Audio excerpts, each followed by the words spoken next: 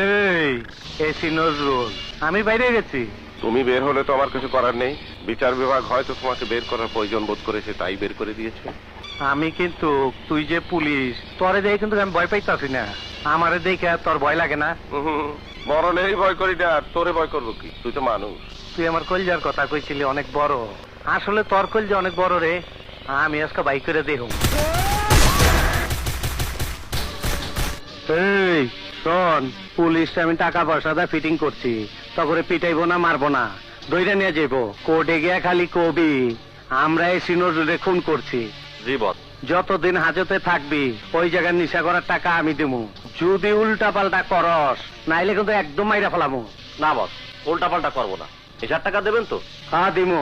বস আজকে কিছু দিয়ে যান বস। সাহার লাইতে একটা মহা ডিস্টার্ব।